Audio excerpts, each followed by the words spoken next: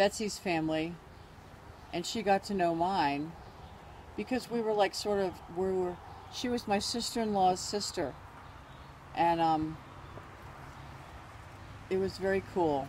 Okay, so let's go through each year. So that was freshman year, first week? That was freshman year, yeah. What'd you do freshman year? I started hanging out at the theater, and I got involved with the productions, and I did makeup and props, and by my third year I was stage manager, and You're skipping ahead now. okay, and so I thought I was an art major, but I couldn't give up theater because I loved theater so much. The theater. And I loved the professors. They were Mr. Cleveland and Dr. Wills. And I loved the play. The first play we did was called The Night Thoreau. The first play that I was involved in, The Night Thoreau Spent in Jail. And it was so wonderful to be studying about Thoreau and listening to the words he said. And the guy who played Thoreau was perfect. And I got to know people at the theater. And Betsy lived with some girls that were great. And I split my time. I split my time between hanging out with Betsy and those kids and the theater people. And it was a good life. But I hated the dormitory.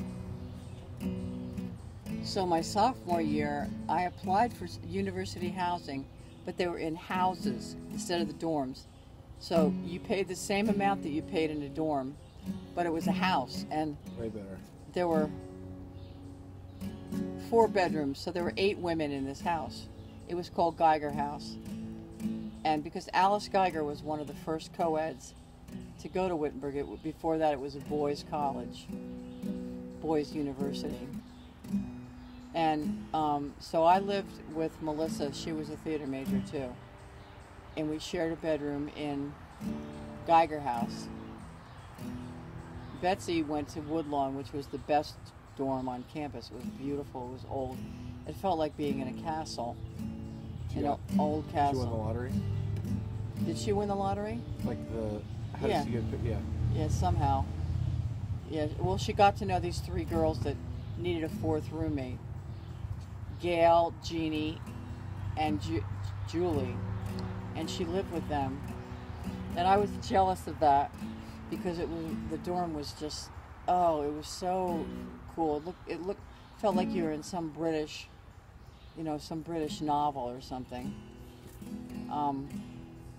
What, like Hogwarts? It was like Hogwarts. Yes. And then we got to know Bob, Seth, and Tim. And so my third year, we lived in a house that they were renting, and there were extra bedrooms. And we got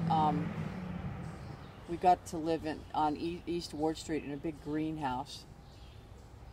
And that was when it really started.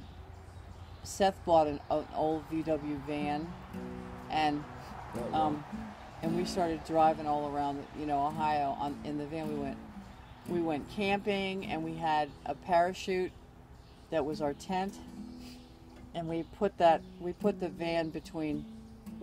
parachute maybe between 2 vans, or I don't know what we did, what we attached the parachute to on the other side. We had parties in the attic where we had the parachute up and we all sat underneath it. And that was great. Bob, Seth, and Tim were really important. Parachute parties. Yeah, they were important parts of our last 2 years of college. Bob, Seth, and Tim. Bob, Seth, and Tim. And Bob, Seth, and Tim were all a year older than we were. So the last year they graduated, our senior year, they weren't there. And it was hard to get along without them. We inherited 40 East Ward Street, and we got other people to live with us there. But it was never the same. Bob, I think maybe Bob was still enrolled. Marty Allen lived there, and Uku Hainla, who was our Estonian friend, and we would have different. We assigned ourselves to cook different nights. Uku, he would make hot dog soup. He would fill this great big pan with hot water and put some carrots in it, and maybe some celery, and then you'd see these little pieces of hot dog floating around inside. Ugh. He was just cheap. Yeah, and he didn't. Yeah, he didn't have any good recipes. So you needed to give him more. Well, Yeah, yeah, I think we may have done that. Eggs. Crack an egg. And put oh God. Put butter on one side of a piece of bread. Put a cheese in the middle. Butter the other side of the bread, and fry it in a pan. Anyway, Uku. That was Uku. He was a nice guy, but he was no cook. Hot dog soup. Right, hot dog soup. I'll never forget lifting the lid and going, "Oh no, it's Uku's night again tonight. My nose is itchy. Oh." You should just cancel Uku's night. Yeah, yeah. Like maybe that's his strategy. I'm just gonna make shit so I'll never have to cook again. Right, right. He also just gonna be poor. Right. You know, it makes more sense that he was poor. His, Estonian. Yeah, Estonian. His mother would call, and he'd sit on the steps and talk to her and shut the door at the bottom, and we would listen because we liked to hear the Estonian. And he had a drink called a Bloody Estonian. It was vodka and More vodka. Vodka and cranberry juice, and he said it was called a Bloody Estonian. Oh, So I'm stealing that. I don't know any bartenders that know that drink. Really? Yeah. I think vodka and cranberry is very, very popular. It is popular, but it's not called a Bloody Estonian. It is now. It is? Yeah, now it is. In my